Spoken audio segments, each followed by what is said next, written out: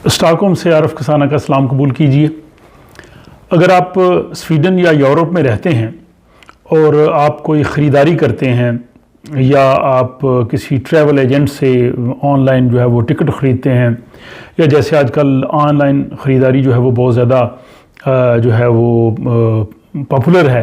तो अगर आप कोई चीज़ ख़रीदते हैं और आपको किसी किस्म का मसला पैदा हो जाता है, आपकी फ़्लाइट कैंसिल हो जाती है या अगर आपकी फ़्लाइट डिले हो जाती है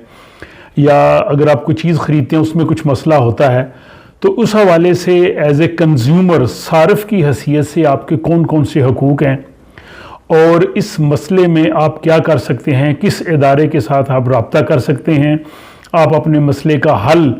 जो है वो किस तरह से तलाश कर सकते हैं और आपको किस तरह से जो है मुफ्त कानूनी मदद मिल सकती है, वो आज की इस वीडियो में आपको देखने को मिलेगी।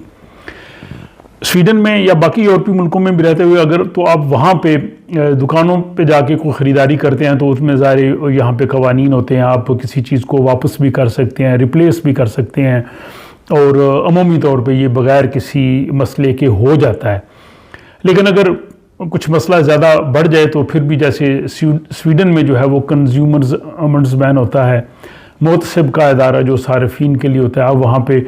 रब्ता कर सकते हैं और वो आपकी दाद रसी जो है वो करता है। जैसे स्वीडन में अलमेना रिक्लामेशंसनämnden इस तरह से है कि जो आपकी जो है वो इन मामलात में हेल्प करता है। लेकिन जब आप ऑनलाइन ख़रीदारी करते हैं, हो सकता है वो कंपनी जो है वो जर्मनी में हो या इंग्लैंड में हो, या अगर आप ने जब कभी हवाई सफ़र करना है तो आप ट्रैवल एजेंट से टिकट ले रहे हैं और ट्रैवल एजेंट जो है वो मुमकिन है डेनमार्क में हो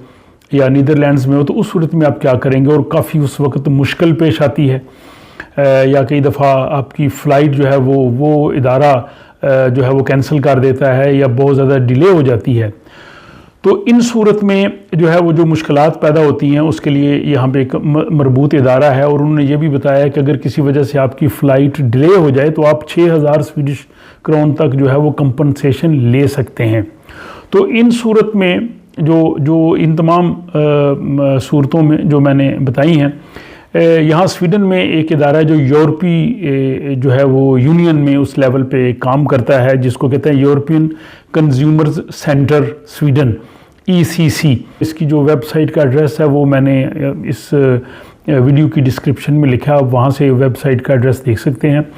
जब भी आपको कोई मसला हो जिसमें अगर आपने टिकट ख़रीदी है किसी एयरलाइन से और वो एयरलाइन जो है या ट्रैवल एजेंट से ख़रीदी है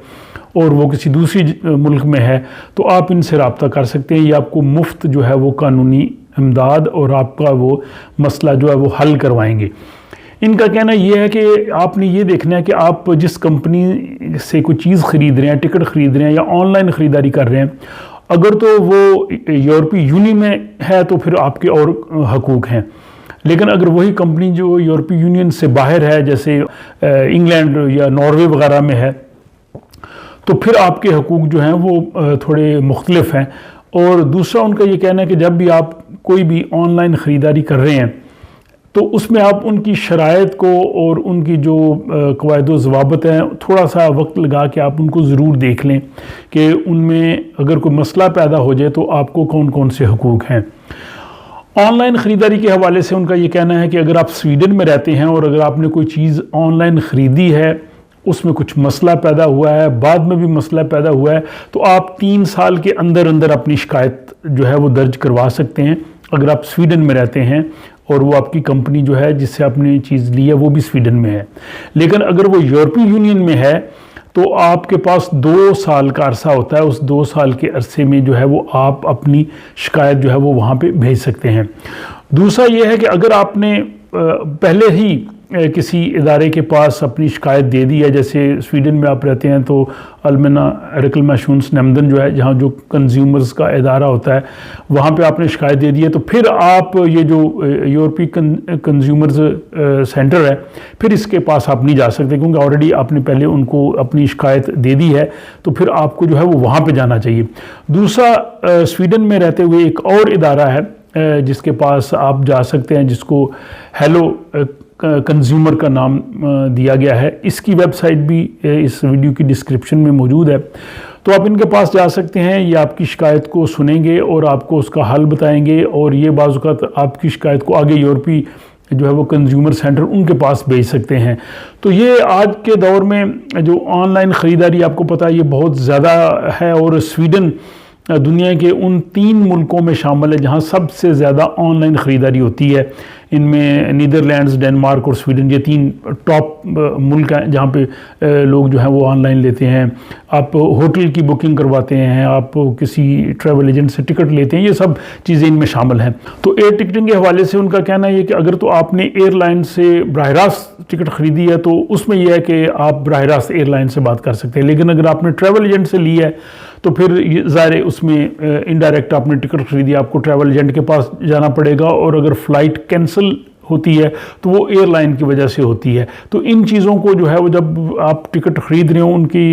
قواعد و ضوابط کو دیکھنا جو ہے وہ بہت ضروری ہے۔ اس حوالے سے ان کا یہ کہنا ہے کہ اگر 2 پرائیویٹ افراد کے درمیان کوئی معاملہ ہے تو پھر یہ جو کنزیومر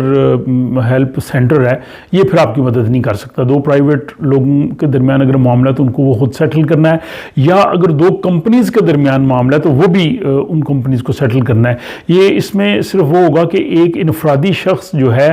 وہ کسی کمپنی سے کوئی چیز خریدتا ہے یا ان کے ساتھ معاملہ کرتا ہے تو پھر جو ہے وہ ان کو فائدہ پہنچے گا۔ تو یہ اس حوالے سے میں سمجھتا ہوں کہ بڑی مفید معلومات ہوگی، کیونکہ لوگ جو ہے وہ